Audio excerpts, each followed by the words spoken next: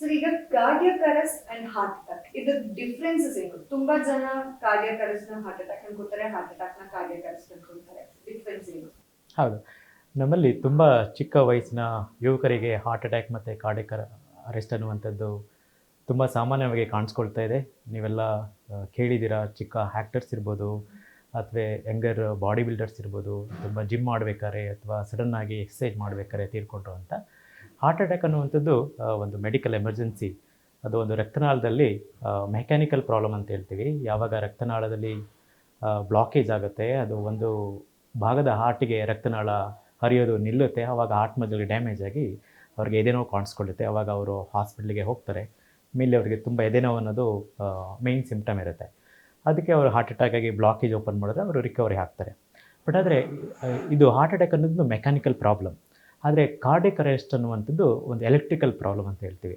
Heart ಎದೆ ಬಡಿತ normally 60, 70, 80, 100ವರೆಗೂ ಇರುತ್ತೆ.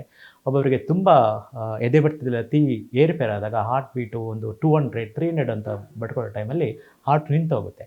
ಹಾರ್ಟ್ ಯಾವಾಗ ನಿಂತ್ಕೊಳ್ಳುತ್ತೆ ಆವಾಗ ಮೆದುಳಿಗೆ ಬ್ಲಡ್ ಸರ್ಕ್ಯುಲೇಷನ್ ಕಡಿಮೆ ಆಗುತ್ತೆ. ಆವಾಗ ಅವರು ಕುಸಿದು ಬೀಳ್ತಾರೆ ಮತ್ತು ಅವ್ರಿಗೆ ಉಸಿರಾಡೋಕ್ಕೆ ಕಷ್ಟ ಆಗುತ್ತೆ. ಸೊ ಇದು ಕಾರ್ಡಿಯಾಕ್ ಅರೆಸ್ಟ್ ಅನ್ನುವಂಥದ್ದು ತುಂಬ ಲೈಫ್ ಥ್ರೆಟನಿಂಗ್ ಸಿಚುವೇಶನ್ಸ್. ಯಾರು ಇಮ್ಮಿಡಿಯೇಟಾಗಿ CPR ಮಾಡೋದಿಲ್ಲ ಅಂಥವ್ರು ಬದುಕುಳಿಯುವಂಥದ್ದು ತುಂಬ ಕಡಿಮೆ.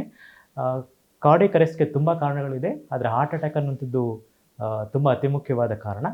ಸೊ ಇದರಲ್ಲಿ ತುಂಬ ಯಾರು ಜೊತೆಗಿರ್ತಾರೆ ಅಂಥವ್ರು ತುಂಬ ಅವರಿಗೆ ಗುರುತಿಸಿ ಸರಿಯಾದ ಸಮಯಕ್ಕೆ ಗುರುತಿಸಿ ವಿತಿನ್ 2 ಮಿನಿಟ್ಸಲ್ಲಿ ಅವ್ರಿಗೆ ನಾವು ಅಸಿಸ್ಟ್ ಮಾಡ್ತಾಯಿದ್ರೆ ಅವರು ಬದುಕುಳಿಯುವಂಥ ಚಾನ್ಸಸ್ ತುಂಬ ಕಡಿಮೆ. ಅದಕ್ಕೆ ನಿಮ್ಮ ಮನೆಯಲ್ಲಿ ಯಾರು ವಯಸ್ಸಾದವರು ಇದ್ದರೆ ಅಥವಾ ಶುಗರ್ BP ಅಥವಾ ಹಾರ್ಟ್ ಕಾಯಿಲೆಗೆ ಅಂಥವ್ರು ಇದ್ದರೆ ಅಂತ ನೀವು CPRನ ಕಲಿಯುವಂಥದ್ದು ತುಂಬ ಅತಿ ಮುಖ್ಯವಾಗುತ್ತೆ. ಸರ್, ಇವಾಗ 40 ವರ್ಷಕ್ಕಿಂತ ಕಡಿಮೆ ವಯಸ್ಸಿನಲ್ಲಿರೋರಿಗೆ ಈ ಹಾರ್ಟ್ ಅಟ್ಯಾಕ್ ಅನ್ನೋದು ಜಾಸ್ತಿ ಆಗ್ತದೆ. ರೀಸನ್ ಏನಿರ್ಬೋದು? ಹೌದು, ನಮ್ಮ ಭಾರತೀಯರಲ್ಲಿ ಹಾರ್ಟ್ ಅಟ್ಯಾಕು ತುಂಬ ಒಂದು ದಶಕಗಳ ಕಾಲ ಬೇಗ ಆಗುತ್ತೆ. ಯೂಶಲಿ ವೆಸ್ಟರ್ನ್ ಅವ್ರಿಗೆ ನಾವು ಕೇಳ್ತೀವಿ 60 ವರ್ಷ 70 ವರ್ಷದವ್ರಿಗೆ ಹಾರ್ಟ್ ಅಟ್ಯಾಕ್ ಆಗುತ್ತೆ. ಆದರೆ ನಮ್ಮ ಇಂಡಿಯನ್ಸಲ್ಲಿ 50 ವರ್ಷ 40 ವರ್ಷಕ್ಕೆ ಹಾರ್ಟ್ ಅಟ್ಯಾಕ್ ಆಗ್ತಾಯಿದೆ. ದುರ್ದೈವ ಅಂತಂದರೆ 3ರಲ್ಲಿ ಒಬ್ಬ ಹಾರ್ಟ್ ಅಟ್ಯಾಕ್ ಅವ್ರಿಗೆ 40ರಿಂದ ಚಿಕ್ಕ ವಯಸ್ಸಿರುತ್ತೆ.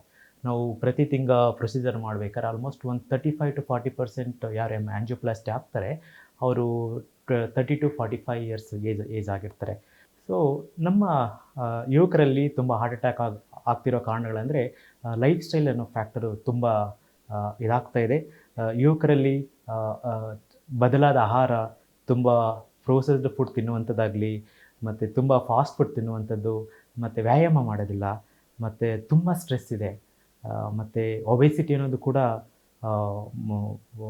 4ರಿಂದ 5 ಜನ ಒಬ್ಬರಲ್ಲಿ ಒಬೆಸಿಟಿ ಅನ್ನುವಂಥದ್ದು ಇರುತ್ತೆ. ಮತ್ತು ಕನ್ವಿನ್ಸಿವ್ ರಿಸ್ಕ್ ಫ್ಯಾಕ್ಟರ್ಸ್ ಏನಿದೆ, ಶುಗರ್ ಇರ್ಬೋದು, BP ಇರ್ಬೋದು, ಕೊಲೆಸ್ಟ್ರಾಲ್ ಇರ್ಬೋದು, ಅದು ನೀವು ಚಿಕ್ಕ ವಯಸ್ಸು ಅಥವಾ ವಯಸ್ಸಾಗಿದೆ ಅಂತ ನೋಡೋದಿಲ್ಲ, ಎಲ್ಲರಲ್ಲೂ ಅದು ತುಂಬ ಕಾಮನ್ ಆಗಿ ಆಗಿಬಿಟ್ಟಿದೆ. ಸೊ ಇದರೆಲ್ಲ ರಿಸ್ಕ್ ಫ್ಯಾಕ್ಟರ್ಸಿಂದ ತುಂಬ ಅತಿ ಹೆಚ್ಚು ಮಟ್ಟದಲ್ಲಿ ತುಂಬ ಯುವಕರಲ್ಲಿ ಹಾರ್ಟ್ ಅಟ್ಯಾಕ್ ಆಗ್ತಾಯಿದೆ. ಯುವಕರಲ್ಲಿ ಹಾರ್ಟ್ ಅಟ್ಯಾಕ್ ಆದಾಗ ಅವರಿಗೆ ಕಾಂಪ್ಲಿಕೇಶನ್ಸ್ ಅನ್ನೋದು ತುಂಬ ಜಾಸ್ತಿ ಆಗುತ್ತೆ. ನಾವು ಕೇಳಿರ್ತೀವಿ, ಮೊದಲು ಅವ್ರ ತಂದೆ ತಾಯಿಗಳು ಟ್ರೀಟ್ಮೆಂಟ್ಗೆ ಅವ್ರ ಮಕ್ಕಳುಗಳು ಕರ್ಕೊಬರ್ತಾಯಿದ್ರು ಹಾರ್ಟ್ ಅಟ್ಯಾಕ್ ಆಗೋ ಬೈಪಾಸ್ ಸರ್ಜರಿ ಆಗಿ. ಇವಾಗ ಹೇಗಾಗಿದೆ ಅಂತಂದರೆ ಅವರ ಪೇರೆಂಟ್ಸ್ಗಳು, healthy parents, they are bringing ಅವರ ಚಿಕ್ಕ ಮಕ್ಕಳು ಒಂದು 30s 40ಸ್ಗೆ ಆ್ಯಂಜಿಯೋಪ್ಲಾಸ್ಟಿ ಬೈಪಾಸ್ ಸರ್ಜರಿ ಕರ್ಕೊಬರ್ತಾಯಿದ್ದಾರೆ. ಇದು ಒಂದು ತುಂಬ ಕನ್ಸರ್ನಿಂಗ್. ಬಿಕಾಸ್ ಇದು ಚಿಕ್ಕ ವಯಸ್ಸಲ್ಲಿ ಹಾರ್ಟ್ ಅಟ್ಯಾಕ್ ಆದರೆ ಅವರಿಗೆ ಕಾಂಪ್ಲಿಕೇಶನ್ಸ್ ಆದರೆ ಜೀವಕ್ಕೆ ಅಪಾಯ ಜಾಸ್ತಿ ಆಗುತ್ತೆ.